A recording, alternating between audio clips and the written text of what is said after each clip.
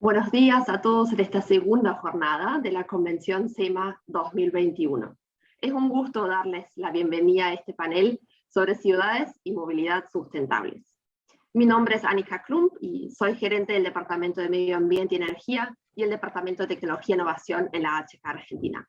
Tengo el honor de coordinar y moderar este panel que busca dar a conocer los desafíos que ven los principales protagonistas de la industria en el tema, pero sobre todo dar a conocer las oportunidades que brinda la transición hacia un modelo de producción y consumo en concordancia con un presente y un futuro sostenible.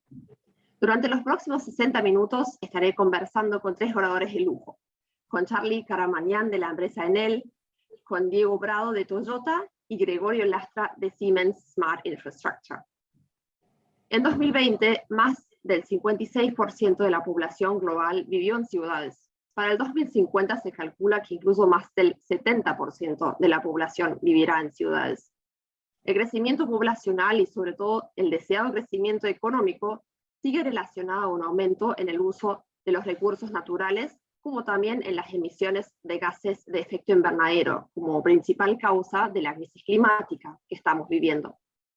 Para lograr un crecimiento económico sostenible, necesitamos entonces un desacople del uso de la energía y de los recursos.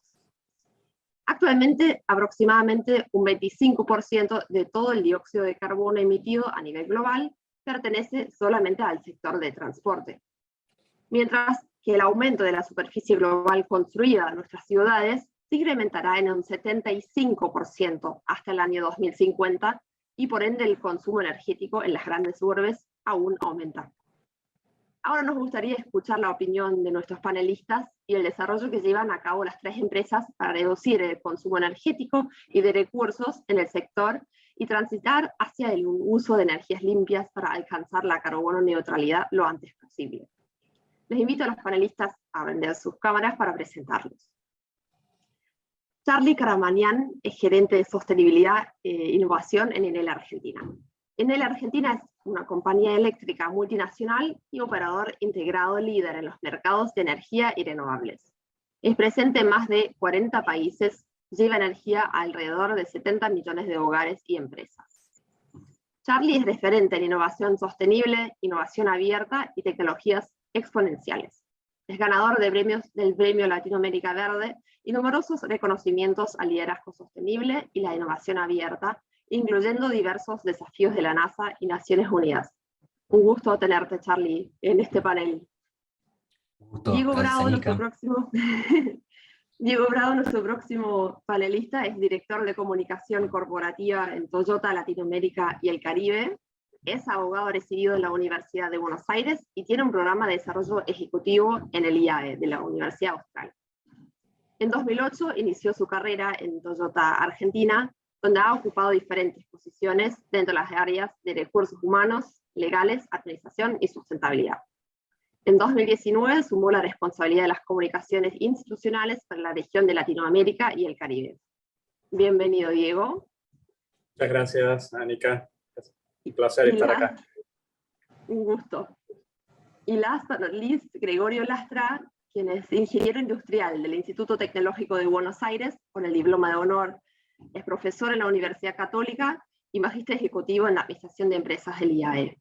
Con más de 15 años de experiencia en consultoría de negocios, estrategia y marketing, Gregorio actualmente se desempeña como gerente de estrategia y marketing de Siemens Smart Infrastructure, Argentina y Uruguay. Adicionalmente, es docente de grado y posgrado en universidades locales y del exterior, como en Argentina, LITPA, la UB, la UNLZ, en Bolivia, la UCB Santa Cruz, y en Uruguay, la UDELAR.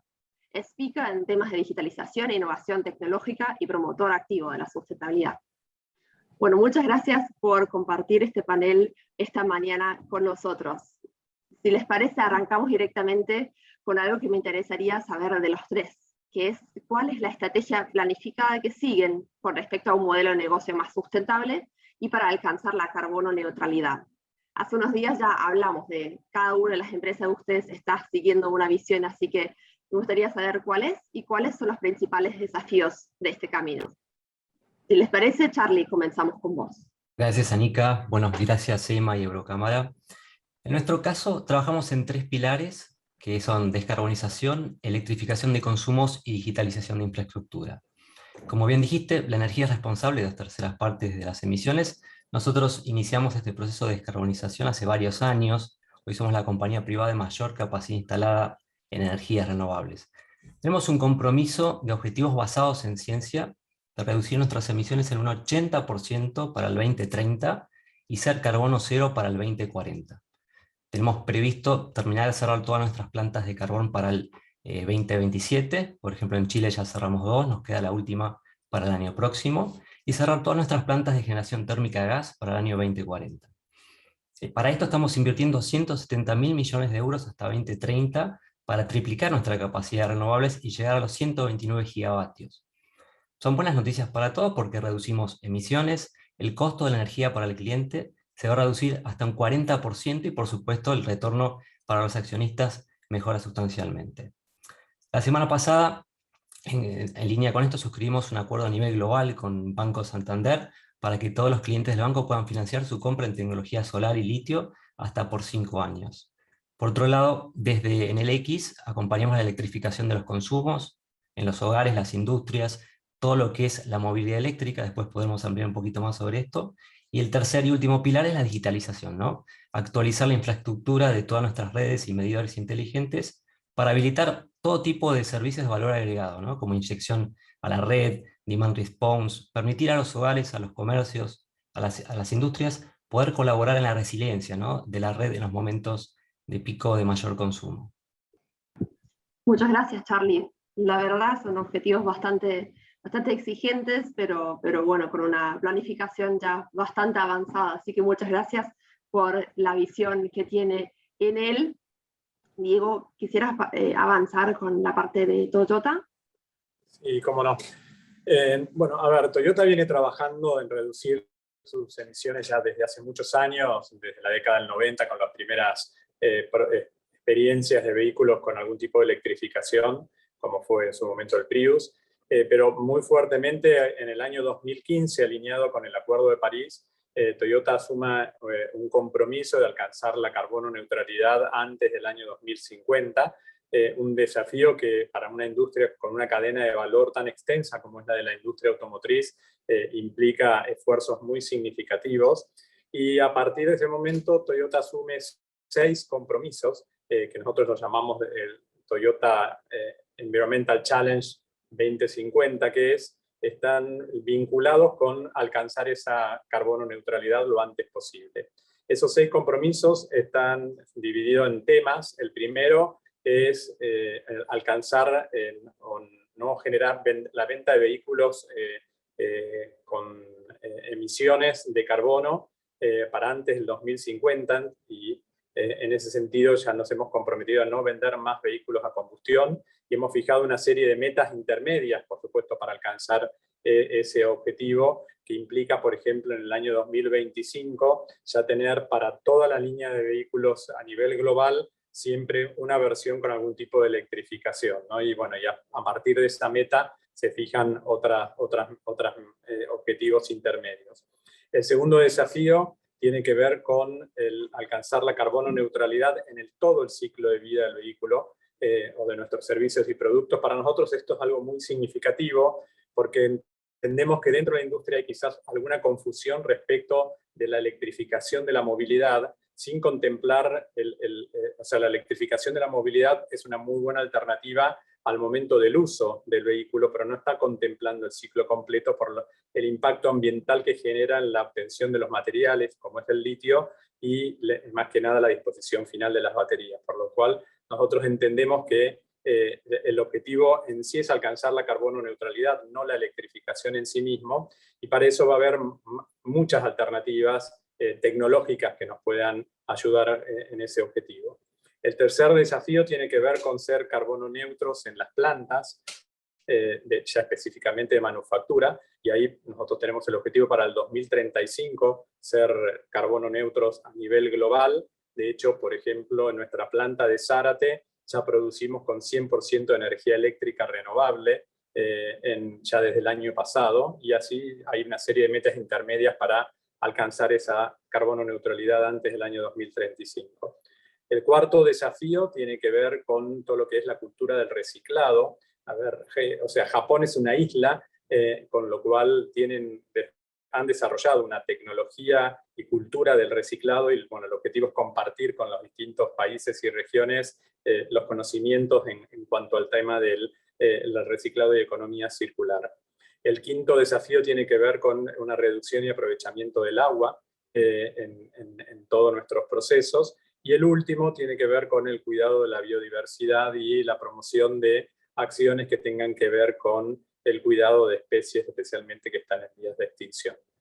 Eso es un poquito el resumen de cómo estamos encarando nuestro camino a la carbono neutralidad. Muchas gracias, Diego. Es muy interesante ver también cómo los objetivos internos que tienen dentro de la empresa se relacionan también con los objetivos de desarrollo sostenible de Naciones Unidas, ¿no? Así que muchas gracias por comentar los 6 pilares de la estrategia de ustedes. Y seguimos con Gregorio para conocer también la visión de Siemens. Buen día, Anita, Anika, Charlie, Diego. Y bueno, en Siemens en el 2020 hubo un hito justamente muy importante, que es en el 2015 se había puesto un objetivo de reducir las emisiones de carbono fuertemente, y en el 2020 se alcanzó esa reducción que realmente nos marca el camino al 2030, en donde en el 2030 estamos planteando de forma similar, como comentaban Diego y Charlie, la operación propia que sea carbono neutral, ¿no? Y para el 2050 ya trabajar sobre toda la cadena de valor. Es muy interesante ver cómo todas las empresas que estamos aquí presentes estamos muy alineados en estas temáticas, y que compartimos esta visión de la sustentabilidad. Lo que estamos planteando en la cadena de valor es para el 2030 ya tener una reducción del 20%, y en el 2050 que sea totalmente neutral. Si nosotros lo que hemos logrado a nivel global es esto que te comentaba, en el 2020 fue un 54% de reducción de emisiones de CO2 respecto a lo que teníamos en 2014. Fue una reducción muy fuerte. Y por otro lado, el 70% de la electricidad de nuestros sites está cubierta por energías renovables. Por ejemplo, en nuestras oficinas en Buenos Aires tenemos una instalación fotovoltaica que suministra la electricidad para nuestras oficinas, y otras acciones que estamos realizando en este camino es, por ejemplo, empezar a trabajar con una flota de vehículos eléctricos, ¿no? Y en lo que es el marco en general y otros objetivos globales, recientemente lanzamos un nuevo marco de sustentabilidad que se llama DEGRI, en donde esa palabra tiene cada letra, tiene un significado, ¿no? Donde trabajamos sobre, por un lado, la decarbonización, ¿sí? La primera, la D, luego sobre todo lo que son los aspectos éticos, sobre la G de gobierno, ¿no? Por otro lado, una eficiencia de recursos, ¿no? Que está en inglés Resource Efficiency, todo lo que es equidad y también empleabilidad. De esa forma se cubren las 3P, ¿no? de la sustentabilidad, pero marcando más en detalle temas. Y bueno, en cada uno de esos aspectos hay unos objetivos, ¿no? En la decarbonización son los que comentaba, pero en ética también, por un lado, lo que buscamos es que el 100%, ¿sí? de nuestros colaboradores cada 3 años renueve, ¿no? La firma de las guidelines de conducta, ¿no? Que las mantengan siempre muy presentes, eso es muy importante. Por otro lado, en lo que es gobierno también se trabaja con los proveedores, ¿no? Que tenga también, se trabaja con el código de conducta de proveedores, acuerdos y trabajo en conjunto con ellos. Y en lo que es eficiencia de recursos, ahí es algo que probablemente después hablaremos, que son todo el tema de la circularidad, ¿no? De reducir desechos, y hay un objetivo al 2030 de de no tener desechos que vayan a landfill, ¿no? Y, digamos, trabajarlos de otra forma. Y también en nuestros equipos, principalmente, tener ecodiseño, ¿no? Realmente todas las familias que en el 2030 tengan diseños ecológicos disponibles para que también nuestros clientes aprovechen esas tecnologías limpias. Bueno, y en equidad siempre se trabaja sobre el que haya equidad de posibilidades, ¿sí? Para todos los empleados, que haya también que los empleados puedan acceder a acciones de la compañía y por otro lado el compromiso que tiene la compañía con el regreso al New Normal, ¿no? La nueva forma de trabajo luego de la pandemia. Y el último punto, que es la empleabilidad, ahí se realizan otras acciones, como por ejemplo aumentar las horas de capacitación, asegurarse de que los colaboradores se mantengan justamente al día, que tengan posibilidades de desarrollo profesional. Ese es el marco que se presentó recientemente y que realmente es muy interesante por los temas que trata y que comentaba. Muchas gracias, Gregorio, también por la parte de Siemens. Lo que me llevo de las tres visiones, tanto de Siemens como de Toyota como de Enel, es que trabajan también muy fuertemente sobre la cadena de valor, ¿no? Lo que resalta también la importancia de las empresas líderes como son ustedes, no solamente sobre su propia estrategia, sino también sobre el impacto que tienen sobre la cadena de valor, que es algo muy interesante, y algunos temas los vamos a seguir charlando más adelante. Gregorio, recién mencionaste un concepto y hay otro que me mencionaste en una charla anterior, por lo cual me gustaría seguir con la pregunta para vos. Me habías comentado de un concepto muy interesante en torno a las ciudades sustentables y las redes eléctricas, que ustedes lo denominan Grid Edge y que están trabajando Siemens. ¿Nos podrías comentar también un poco más en detalle sobre ese concepto y por qué es tan importante para impulsar la sustentabilidad en las ciudades? Sí, Anika, te comento, bueno, ese concepto con lo que tiene que ver con las ciudades es un nombre que se le da, Grid Edge, a donde se conecta el borde de la red eléctrica, ¿no? Con los consumidores. Como sabemos, venimos de una forma de consumo en la que se genera la energía en puntos grandes de generación, hay un transporte, una distribución y luego puntos de consumo, ¿no? Y ese consumo se da mucho en las ciudades. Si uno ve los reportes de Camesa, en Buenos Aires, Gran Buenos Aires, tenemos el 38% de la demanda del SADI, ¿no? Y lo que estamos empezando a presenciar en las redes es que hay un cambio en el que el consumidor se empieza a transformar en lo que se puede decir prosumidor, empieza a generar su propia energía. Y muchas de la complejidad de la red va a presentarse en esto que se denomina Grid Edge, que es en el encuentro entre esa demanda distribuida y también generación distribuida con la red eléctrica convencional, ¿no? Ahí aparecen tecnologías que podemos ver desde la generación distribuida renovable, por otro lado, sistemas de almacenamiento de energía. Combina con todo esto la electromovilidad con posibilidades de V2G y de pronto que también se generan nuevos consumos importantes. Como vos decías, la electrificación es una tendencia, entonces cada vez más cosas las hacemos con electricidad.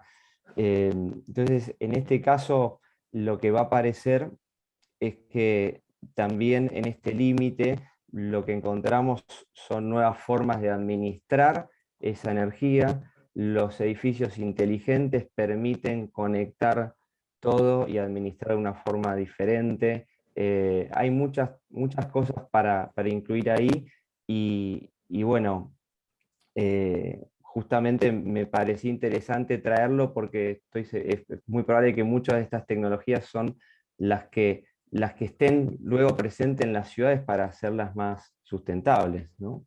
Un punto muy importante es la eficiencia energética, o sea, realmente administrando El desafío es cómo administro todo esto que es nuevo, ¿no? Usuarios generando en forma independiente, la fluctuación de las renovables. Bueno, ¿cómo trabajo con todo esto para hacerlo eficiente tanto operacionalmente como también desde el consumo de energía? Sí, muchas gracias, Gregorio. Es una transformación de la ciudad, pero también de los sistemas energéticos que estamos usando, ¿no? En la forma de administración de la energía, como mencionaste, recién, producción, consumo, transporte y almacenamiento de esa energía. Así que la verdad que es algo bastante integral que sí afecta a las ciudades, como mencionaste ya la electromovilidad, que me gustaría seguir más adelante con este tema, pero como estuvimos con el tema ciudades, tal vez Charlie nos puede comentar de un tema que está trabajando en el concepto de ciudades circulares. ¿Nos podrías comentar un poco más sobre eso?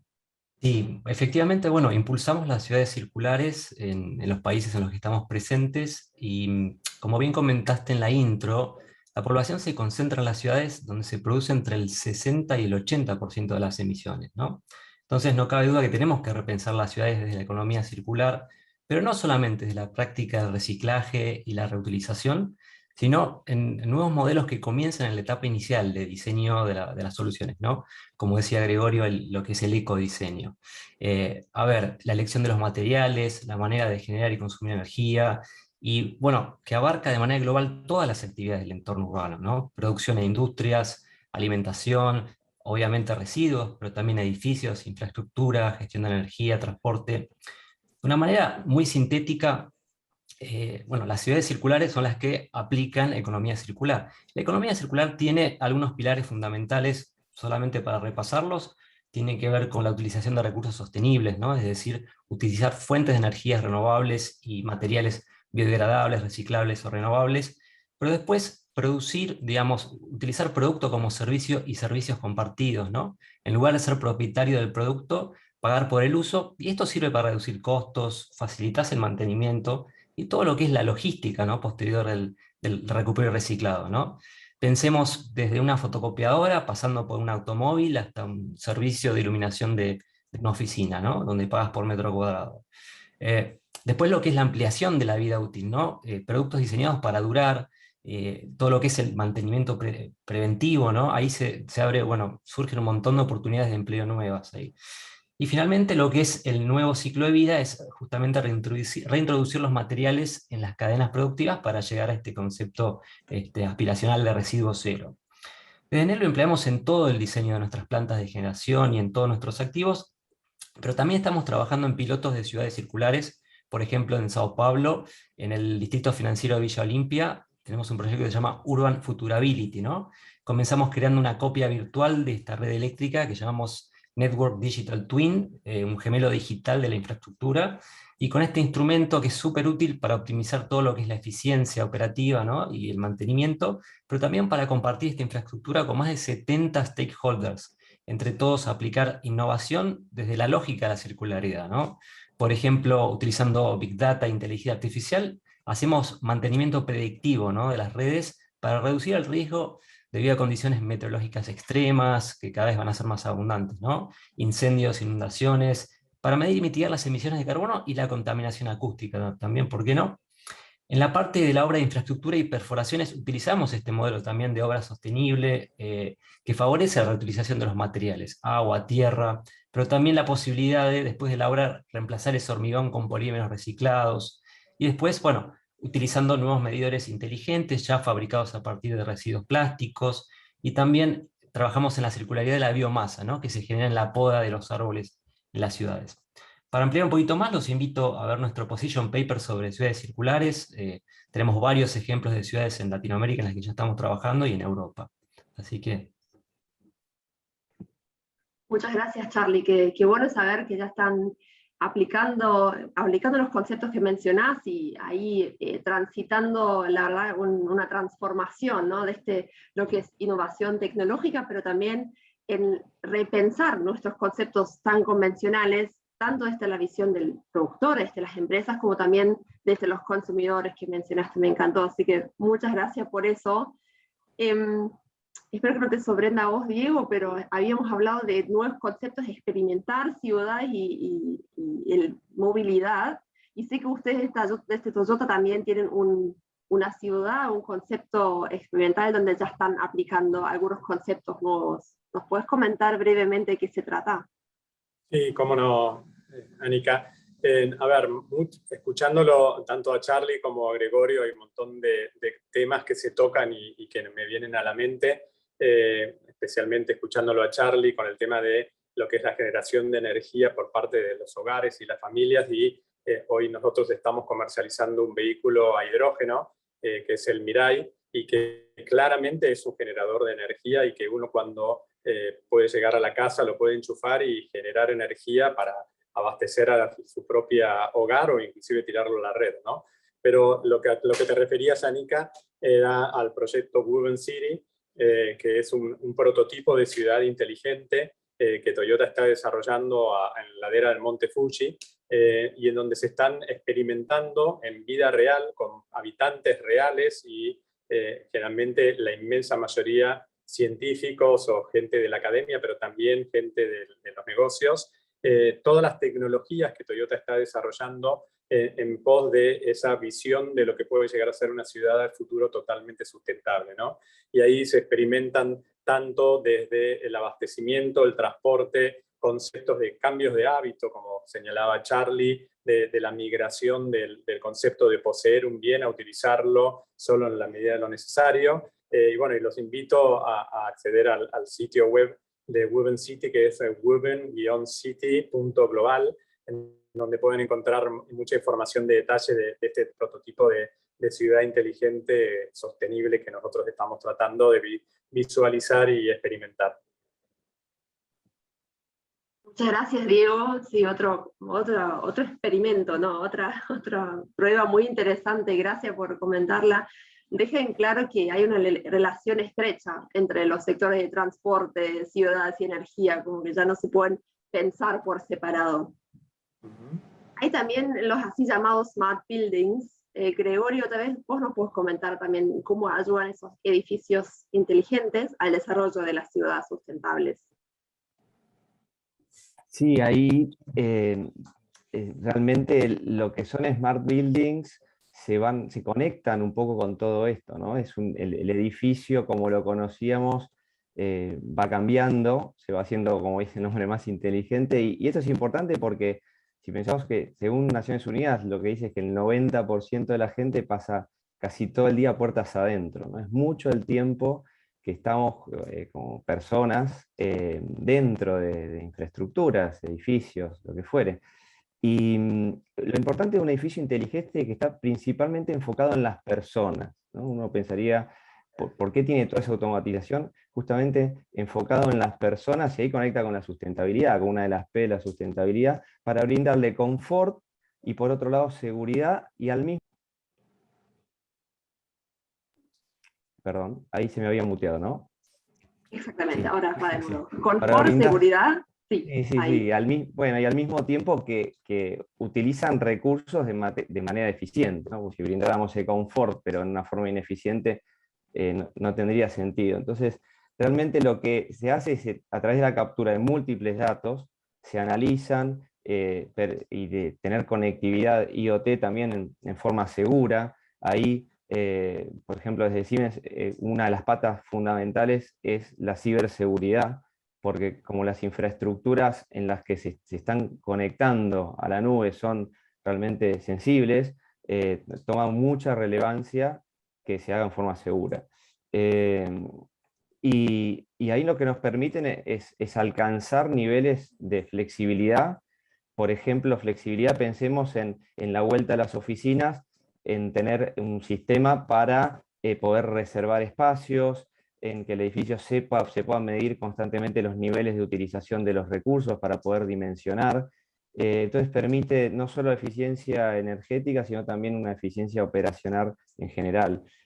Acá entra en juego la automatización, la gestión inteligente, incluso trabajando con gemelos digitales para simulación. Está el concepto de Building Information Modeling, que realmente aporta mucho valor. Es el edificio digital en donde se puede probar y analizar cosas para luego implementarlas en el mundo real.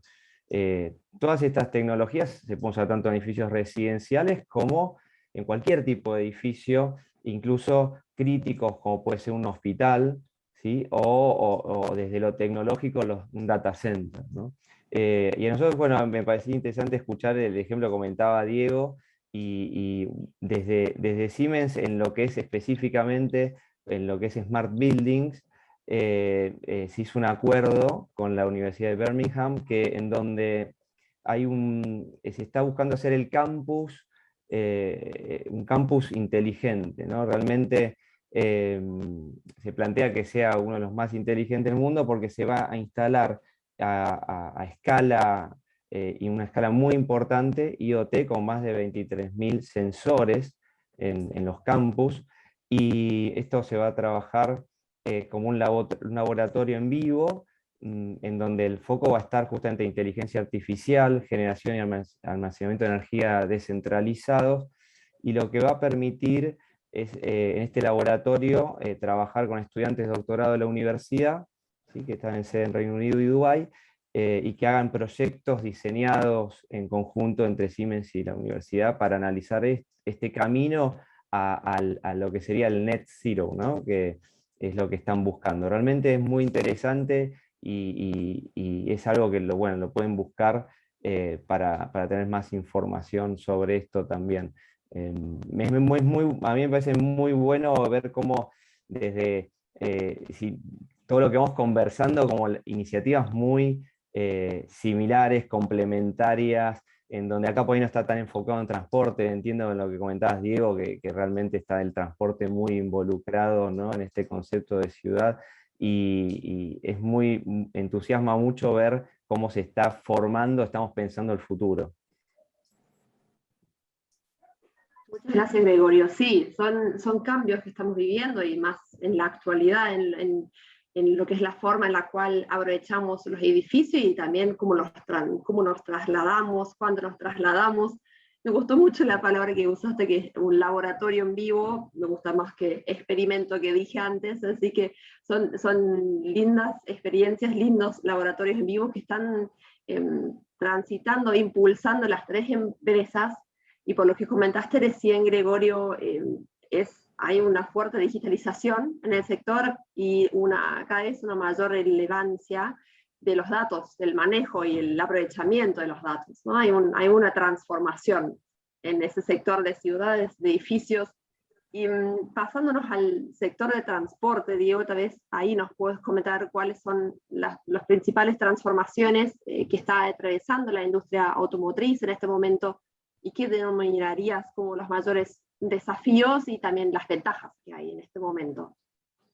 Y, a ver, desde el punto de vista del transporte, bueno, como mencionaste al principio, el transporte no solo terrestre, sino también considerando naviero, transporte público, aéreo, es responsable de gran parte de las emisiones, con lo cual el compromiso de los distintos actores en tratar de alcanzar la carbono neutralidad es sumamente importante. La visión que nosotros tenemos, pero que es compartida con el resto de las empresas del mundo automotriz, es que el futuro de la movilidad, o sea, la industria va a vivir en los próximos 5 o 10 años un proceso de transformación mucho más profundo que el que se vivió durante los últimos 100. Si vos analizás la historia de la industria automotriz desde la creación del primer auto a la actualidad, más allá de los avances tecnológicos, la concepción del negocio sigue siendo básicamente el mismo, ¿no? Un vehículo con 4 ruedas, un motor a combustión, un volante, que lo fabrican terminales que tienen una larga cadena de valor, que ensamblan partes, y se comercializa a clientes particulares finales a través de una red de concesionarios. El esquema de negocio es básicamente el mismo. Nosotros creemos que eso va a desaparecer muy rápidamente como consecuencia de cambios de hábito de conducta de nuestros consumidores, pero a su vez también como consecuencia de fuertes regulaciones que van a estar estableciendo los gobiernos en pos de alcanzar un mundo más sostenible, ¿no? Entonces, lo que nosotros visualizamos como el futuro de la industria está asociado a una palabra que es un acrónimo de 4 palabras en inglés que son CASE, que viene de la C de vehículos conectados, vehículos autónomos compartidos por Share, y electrificados de la E, ¿no? Entonces, esto está muy asociado a una transformación del negocio en cuanto al tema de los autos compartidos, y un poco en línea con lo que señalaba Gregorio, la digitalización de la información. Los vehículos pasaron de ser un commodity de chapa, un commodity de cables, va a ser un commodity de microcomponentes. O sea, hoy por hoy los autos se están transformando en computadoras con ruedas. Parecía impensable, pero hoy nuestros principales competidores posiblemente ya no sean otras terminales automotrices, sino empresas del mundo digital como Amazon, como Apple, como Google, con muchas de ellas que hoy tenemos acciones conjuntas, porque los vehículos cada vez van a ser más conectados, no solo entre ellos, sino a su vez también con las ciudades, ¿no? Con el entorno, la posibilidad de que un vehículo pueda leer el semáforo o el tránsito que puede llegar a estar generando, o que dos vehículos que se aproximan a una esquina y que puedan llegar a fijarse la prioridad, ¿no? Después todo lo que tiene que ver con los vehículos autónomos, y hoy todas las terminales automotrices ya tenemos la tecnología para poder poner en la calle vehículos autónomos. Hay muchos puntos todavía pendientes que tienen que ver más con el tema de infraestructura, de los caminos y de marco regulatorio, que por ahí actúan como un freno para el avance de estas tecnologías, pero eso ya es un mundo que se viene. El tema de los autos compartidos, y ahí sí tiene que ver con ciudades más inteligentes. Hoy el 90% del tiempo nuestros vehículos están estacionados, ya sea en nuestras casas mientras dormimos o en el trabajo, con lo cual no es una administración muy racional de recursos. Hoy yo podría decir que comprar un vehículo es una de las peores inversiones que uno puede hacer, ¿no? Entonces, lo que nosotros entendemos que a futuro ya no vamos a vender mayoritariamente vehículos a particulares, sino que se los vamos a vender a empresas que sean administradoras de flotas de vehículos compartidos, y que cada uno pueda utilizar el vehículo según la necesidad y la conveniencia de cada momento. Y por último, bueno, todo lo que hablábamos al principio respecto de la electrificación de la movilidad y cómo reducir las emisiones en pos de alcanzar esa carbono neutralidad, y ahí tienen que ver las distintas tecnologías de vehículos híbridos enchufables, a batería, y fundamentalmente el hidrógeno, que para nosotros es la fuente, es el futuro del futuro, ¿no? Es aquella fuente de energía totalmente renovable, cero emisiones, que bueno, por supuesto hoy tiene todavía un montón de desafíos desde el punto de vista tecnológico en cuanto a la eficiencia en su producción y a su competitividad de costos, pero que realmente entendemos que es la solución a largo plazo para un mundo más sostenible. Muchas gracias, Diego. Muchos conceptos muy interesantes. El tema ahí del cambio de hábito, ¿no? El uso que le damos a los productos o a los autos en específico es algo muy interesante, un concepto que no conocíamos en las últimas décadas. Entonces creo que es un desafío, pero una linda oportunidad también por adelante. Va en concordancia con el concepto de economía circular que mencionó Charlie también de antemano, y bueno, Gregorio también en ese cambio del uso que le damos.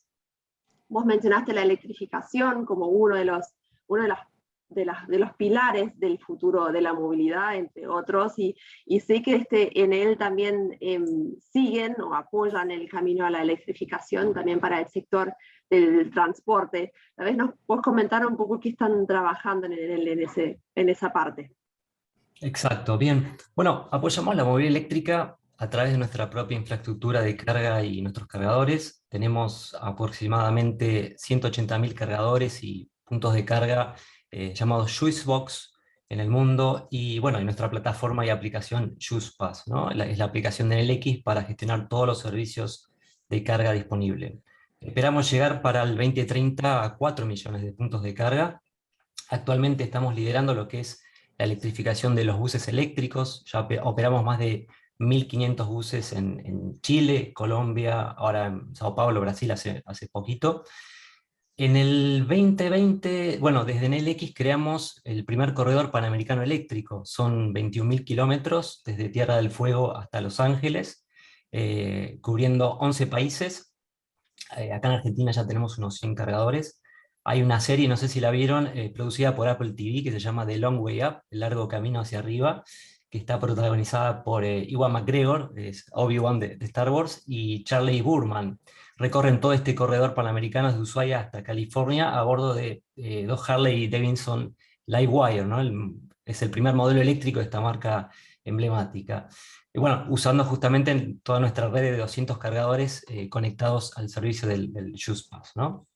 Otra cosa importante para destacar y que se mencionó es que nuestros cargadores son pioneros en la tecnología Vehicle to Grid. Esto quiere decir que en los países donde tenés un gran parque de automóviles eléctricos, puedes aprovecharlos para inyectar energía en la red bueno, mientras están estacionados, para cubrir estos momentos picos de consumo, y por supuesto el propietario recibe un crédito, una compensación, ¿no? Como mencionó Diego, también los automóviles pasan a ser, digamos, computadoras con ruedas y también baterías con ruedas, ¿no? Para las grandes ciudades.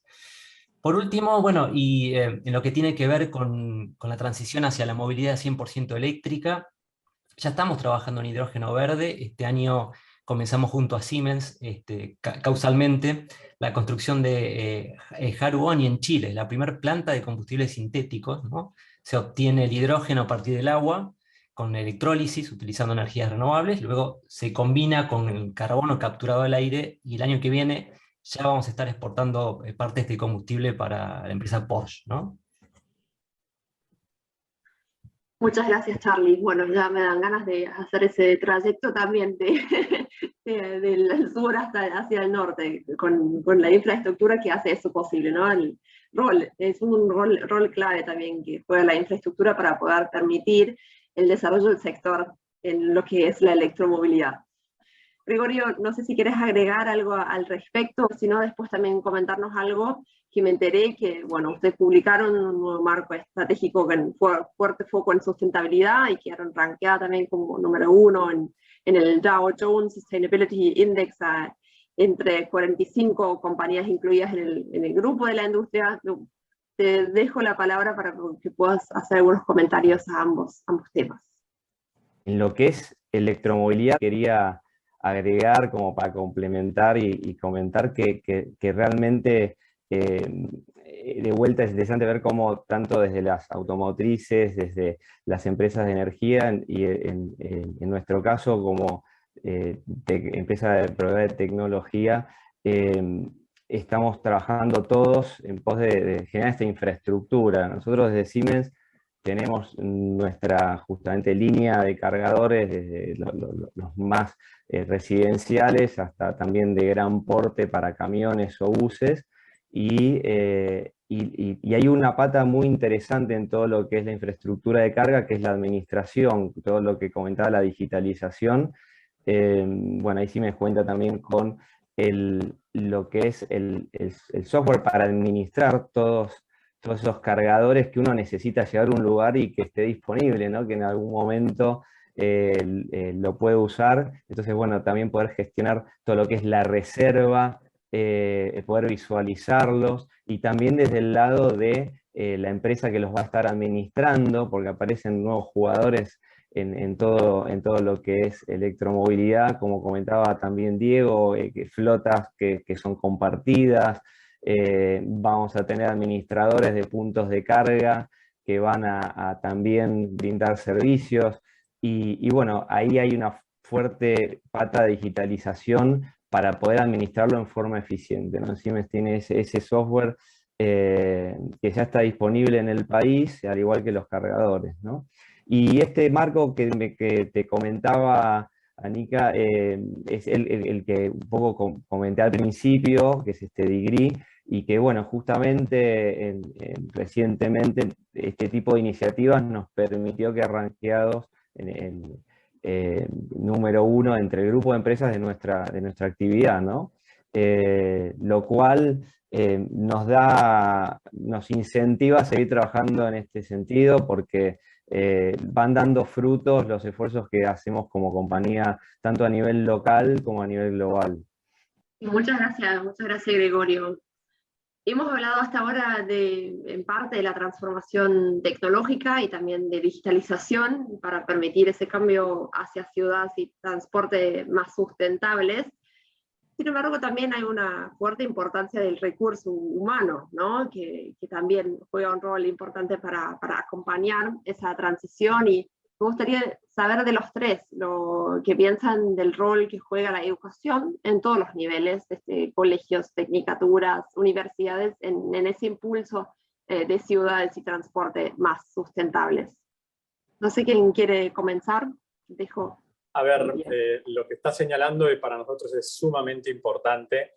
Mucho se habla, y especialmente viniendo de empresas manufactureras, en donde específicamente la industria automotriz, en gran parte de su proceso, si bien son tecnológicas intensivas, pero también son mano de obra intensiva, y mucho se habla y genera la preocupación la implementación de lo que es la manufactura 4.0, la erupción de nuevas tecnologías en las fábricas y los riesgos para la eliminación de puestos de trabajo, ¿no? Nosotros tenemos una visión bastante diferente respecto de esta problemática. Si uno analiza a lo largo de la historia la irrupción de las grandes revoluciones tecnológicas, y nos vamos desde la imprenta a la revolución del primer vehículo a combustión o la irrupción de Internet, es cierto que, por supuesto, esas irrupciones tecnológicas eliminaron ciertos puestos de trabajo, pero son muchos más los nuevos puestos de trabajo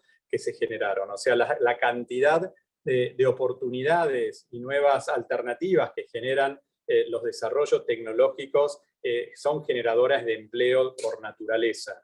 Lo que sí genera, y así nosotros lo entendemos, un enorme desafío, es la transformación de las personas, o sea, de los conocimientos, porque las habilidades y las competencias que requieren esos desarrollos tecnológicos son diferentes respecto de los que estábamos acostumbrados a manejar. Entonces, en ese sentido, para las organizaciones y para las empresas, pero no solo para la sociedad en general, la educación y la formación adquieren un papel preponderante en acompañamiento de las personas en este proceso de transformación, ¿no? Y bueno, en ese sentido la educación sigue siendo un pilar troncal en este proceso de transformación, en donde creo que las inversiones que se puedan realizar siempre no van a ser suficientes, ¿no? O sea, cada peso, cada dólar que podamos invertir en la formación de las generaciones actuales y futuras siempre van a tener un muchísimo y alto retorno, ¿no? Y en ese sentido creemos que la problemática, especialmente en países en vías de desarrollo, como son los de Latinoamérica y específicamente la Argentina, requieren de un esfuerzo adicional para poder acompañar este proceso de transformación tecnológica en la sociedad, ¿no? Muchas gracias, Diego. Sí, interesante, ¿no? La educación no como gasto, sino realmente como inversión en el futuro. Gracias. Charlie, Sí, ¿cuál es la bueno, sí, sigo yo si quieren. Sí, bueno, sin duda la educación es fundamental, ¿no? El ODS 4 es uno de nuestros objetivos estratégicos prioritarios. Hacia adentro, ya hace algunos años hemos desarrollado nuestra propia Escuela de Economía Circular, vamos por la tercera edición. Y hacia el exterior, bueno, somos parte de esta diplomatura que se formó este año sobre ciudades circulares en UTN, pero también damos charla en escuelas técnicas, universidades. Formamos parte de más de 10 mesas con empresas, proveedores para buscar estas sinergias, oportunidades que se dan como la simbiosis industrial, ¿no? Donde el residuo de una industria es el insumo de otra, ¿no? Y ayudar a toda nuestra cadena de valor a desarrollar esa circularidad, ¿no? También, como comentaba, colaboramos con países y ciudades en definir lo que son las hojas de ruta, ¿no? Explorar las posibles sinergias que existen, porque todos los temas están interconectados y el enfoque de la ciudad circular es holístico, ¿no? Y para abordarse con éxito requiere que todos conozcamos del tema y, bueno, y sobre todo el compromiso de todos también. Gracias, Charlie. Gregorio.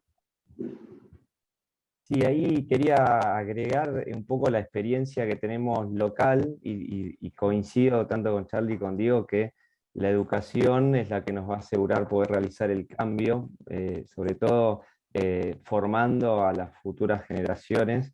Y desde aquí en Argentina, en Siemens, estamos trabajando mucho a través de la Fundación Siemens, principalmente a través de la Fundación, y tenemos diferentes iniciativas, como por ejemplo una es una iniciativa que se llama Experimento, en donde se capacita a docentes, se entrega un material para realizar experimentos en las escuelas.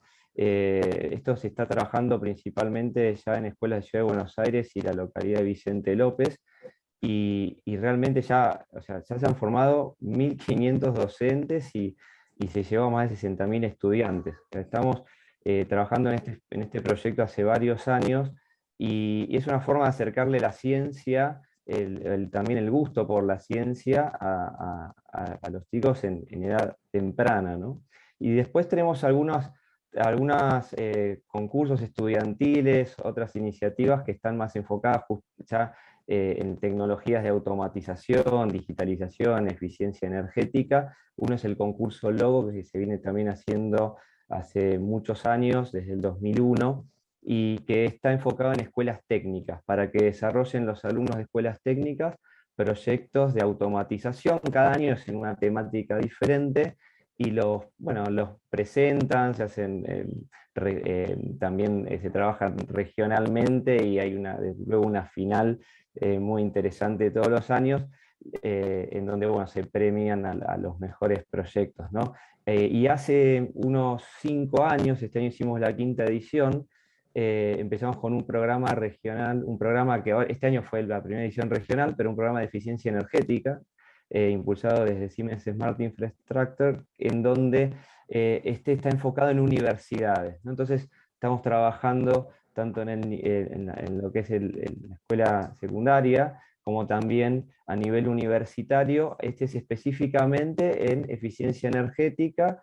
Este año se presentaron universidades de Colombia, de Perú y Argentina, que presentaron, realmente yo pude escuchar cada uno de los proyectos, y son muy interesantes, y sobre todo lo que es interesante es el feedback, que cuando uno realiza estas acciones es el feedback de los alumnos, ¿no? Lo que le devuelven, diciéndole cómo los ayuda a complementar su formación, vivir estas experiencias. Yo siempre les digo, en este caso de los concursos, es que el hecho de llegar a la final o ser el que quede con mayor puntaje es casi anecdótico, que el premio es que realmente a ellos les interese participar en esto, y el recorrido que se hace, ¿no? En donde se los capacita y demás.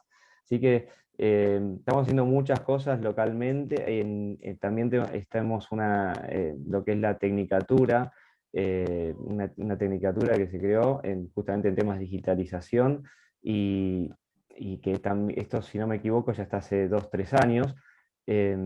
Así que bueno, se está trabajando mucho, como veo en todos los casos, ¿no? Que comentaban también Charlie y Diego, porque realmente es fundamental y es el futuro, porque necesitamos una mejora en la actitud, en las costumbres, en la forma de... Esto se vive, ¿no? La circularidad que comentaba Charlie, es algo que se vive, ¿no? Si uno no lo tiene como una costumbre, es muy difícil llevarlo adelante. Muchas gracias a los tres y por destacar la importancia que tiene lo que es un profesional capacitado para impulsar la innovación, ¿no? En estos tiempos tan importantes o tan llenos de transformación en todos los niveles, y también la importancia que tiene para la educación lo que es la cercanía a las industrias y la actualidad. Estamos casi llegando ya al final del tiempo previsto para nuestro panel sobre ciudades y movilidad sustentables. Me gustaría pedirles un breve resumen de 1 minuto a cada uno sobre la importancia que tiene la estrategia de sustentabilidad para Enel, Siemens y Toyota en su visión como compañías líderes en el mercado, y el mensaje que quisieran dar a las organizaciones tanto del sector público como privado que nos escuchan en este momento. Bueno, empezamos, Diego. Sí, arranco yo para cerrar el círculo. A ver, el compromiso de Toyota con la carbono neutralidad está marcado ya desde hace muchos años, y creemos que es la meta y el objetivo que todos tenemos que tener en mira, ¿no? Lo vamos a alcanzar a través de muchos caminos y muchos medios. Nosotros creemos que no hay una única solución o una única alternativa, y que a su vez también es un trabajo que tenemos que dar en forma integrada entre el sector público y el sector privado, ¿no? O sea, nosotros como empresas, las empresas del sector privado, podemos desarrollar nuevas tecnologías, inventar nuevas soluciones tecnológicas, pero es muy difícil que podamos alcanzar escala, porque la problemática ambiental y de la generación de emisiones es un problema global. O sea, es un problema en donde o nos salvamos todos o no se salva nadie, ¿no? Entonces, es necesario, para que realmente podamos avanzar en el carbono neutralidad, en ese proceso, alcanzar escala, a nivel global, y eso solo se puede obtener a través del trabajo en forma mancomunada entre muchos actores, tanto del sector público como el sector privado, ¿no? Entonces, en ese camino estamos y creemos que a través del diálogo y la construcción de consensos se va a poder acelerar este proceso, porque si bien todos nos hemos fijado objetivos de ser carbonos neutros al futuro, las acciones las tenemos que empezar a tomar ahora, ¿no? O sea, el tiempo se nos termina, se nos va acabando, y si no construimos ciertos consensos a nivel global entre el sector público y el sector privado, el camino se nos va a poner cada vez más empinado. Así que bueno, confiamos en esa construcción de diálogos y en pos de un futuro mejor para todos. Muchas gracias, Diego. Charlie, un Sí, minuto cómo no. para ustedes. Dale, excelente. Bueno, a ver, como dice nuestro consejero delegado Francisco Estarache, hoy estamos hablando de energías renovables, pero de acá a 10 años, 15 años máximo, el término ya va a estar implícito, no vamos a estar solamente hablando de energía o de electricidad, ¿no? Este año tuvimos sobrados ejemplos como el que contamos de esta central en Chile, de e-fuels, de hidrógeno, pero también vimos noticias sobre las primeras partidas de acero libre de carbono que se produjeron también. A ver, tenemos que encarar esta transición porque es necesaria, pero también para no quedar afuera, ¿no? Sobre todo este evento que es súper importante y súper interesante y que reúne a tantos actores aquí en Argentina, entender que tenemos que encarar este compromiso entre todos, ir hacia esa transición con pasos claros para poder llegar, pero también para aprovechar esas oportunidades y no quedar afuera. Gracias, Charlie. Gregorio. Sí, y bueno, ahí me sumo a lo que comentaba Diego, que justamente es importantísimo el consenso y trabajarlo en conjunto, la participación pública, privada, tanto desde organizaciones con y sin fines de lucro, y para poder hacerlo posible, ¿no? Muchas de estas tecnologías a veces generan una situación tal en que es importante rápidamente tener una regulación, tener una legislación, una regulación que permita administrar todo esto. Lo vemos con temas, por ejemplo, de electromovilidad, en donde es fundamental tener de algún modo un acompañamiento para poder desplegarlo y masificarlo, ¿no? Lo mismo en muchas tecnologías que a veces necesitan incentivos para acelerar la implementación. Tenemos muy poco tiempo para generar muchos cambios, y digamos, cuanto más rápido lo podamos hacer, mejor. En ese más rápido va a estar fundamentalmente la acción conjunta que realicemos, ¿no? A mí, cuando hablamos de sustentabilidad, siempre me gusta hacer mucho foco en que no es solo el ambiente, sino que son esas 3P, ¿no? En donde primero es la persona. Entonces, no dejar de lado de pensar que estamos haciendo todo esto para mejorar la vida de todos nosotros, de todos los que vivimos en este mundo, y por otro lado que hay que hacerlo con la otra P, que además del ambiente, que es hacerlo con rentabilidad, ¿no? Porque, para que sea sustentable en el tiempo. Entonces, es fundamental que podamos trabajar todos juntos para que estas nuevas tecnologías se puedan implementar en forma sustentable, realmente, que es para que puedan ayudar a las personas, para que puedan cuidar el medio ambiente y que lo puedan hacer también de un modo económicamente viable. Eso para mí es fundamental. Muchas gracias, Gregorio. Muchas gracias, Gregorio, Diego y Charlie, por esas palabras de cierre, esos resúmenes tan inspiradores también. Hemos hablado en los últimos 60 minutos de los objetivos propios de cada una de las empresas y de ustedes y las acciones innovadoras que ya están llevando a cabo hoy. También conversamos sobre el impacto que tienen al ser empresas multinacionales líderes sobre la cadena de valor y la transformación que estamos viviendo como sociedad. Gracias por trabajar tan comprometidamente en apoyar el desarrollo global hacia la sustentabilidad y para alcanzar la carbono neutralidad lo antes posible. En nombre de la HK Argentina, la Cámara Empresaria de Medio Ambiente y la Eurocámara, me gustaría agradecer a los panelistas por su participación en este panel y por compartir con nosotros las visiones y acciones concretas que tienen en él Siemens y Toyota para desempeñar un papel líder en la transformación de nuestros modelos de producción y consumo, como es el lema de esta convención. Muchas gracias también a las personas que siguieron este panel desde cualquier punto del país, incluso de la región. Les deseamos todavía una interesante segunda jornada de esta convención, y muchas gracias nuevamente y nos vemos la próxima.